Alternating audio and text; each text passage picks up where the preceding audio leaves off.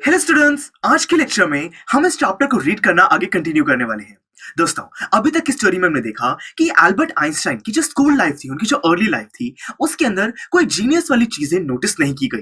पर उनकी college life, उनकी जो वर्क लाइफ थी, उसमें उन्होंने जो रिसर्च पेपर्स पब्लिश करे, दोस्तों उससे वो वर्ल्ड फेमस बन गए। उनके काम को साइंटिफिक रेवोल्यूशन कहा गया और उनको नोबेल प्राइज भी दिया गया। अब दोस्तों आगे वर्ल्ड वॉर 2 और एल्बर्ट आइंस्टाइन के बीच में क्या रिलेशन है, हम इस चीज को समझने वाले हैं। देखिए, when the Nazis came to power in Germany in 1933, Einstein immigrated to the United States. यानी कि दोस्तों 1933 में जर्मनी में जब नाजीज का रूल एस्टेब्लिश हुआ, मतलब कि नाजी का सबसे बड़ा लीडर कौन था? हिटलर। जब हिटलर ने रूल करना शुरू किया, तब एल्बर्ट आइंस्टाइन ने जर्मनी छोड़ दिया और वो चले गए United states of America. 5 years later, the discovery of nuclear fission in Berlin had American physicists in an uproar।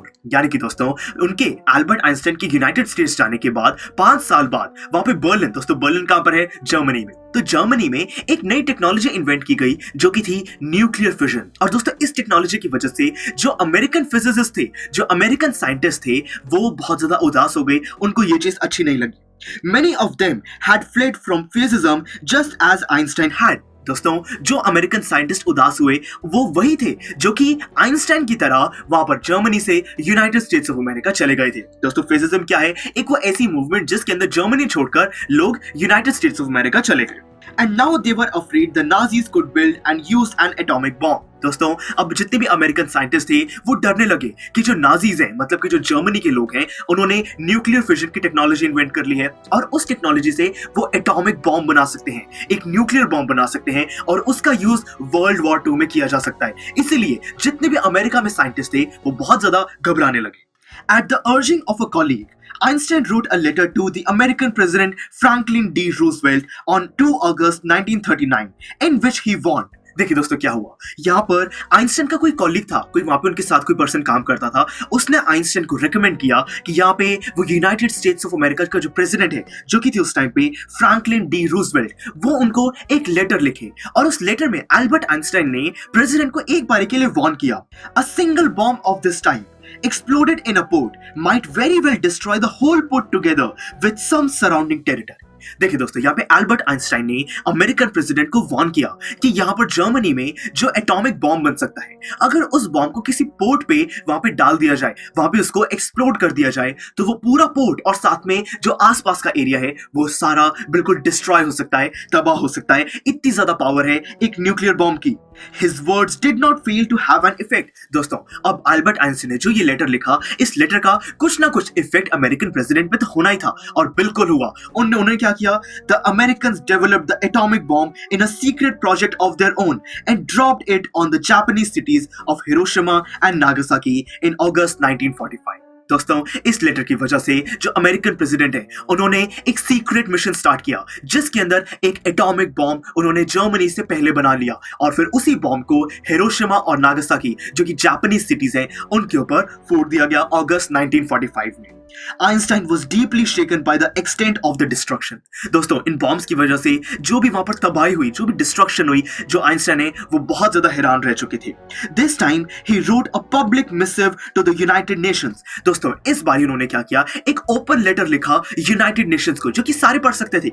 उस लेटर में उन्होंने कहा, in it he proposed the formation of a world government। उन्होंने एक वर्ल्ड गवर्नमेंट बनाने का एक idea वहां पे प्रपोज किया कि एक वर्ल्ड गवर्नमेंट बनानी चाहिए जो कि रेगुलेट कर सके कि ऐसे एक्शन जो कि यूनाइटेड स्टेट्स ऑफ अमेरिका ने लिए हैं, उन्होंने एक एटॉमिक बॉम्ब फोड़ दिया, ऐसे एक्शन को रोका जा सके, उसके लिए एक वर्ल्ड गवर्नमेंट हमें बनानी चाहिए। Unlike the letter to Roosevelt, this one made no impact. दोस्तों जो लेटर उन्होंने अमेरिकन प्रेसिडेंट को पहले लिखा था, जिसमें वार्निंग दी थी, उसका तो इफेक्ट आया कि अमेरिकन प्रेसिडेंट ने एक सीक्रेट प्रोजेक्ट स्टार्ट किया।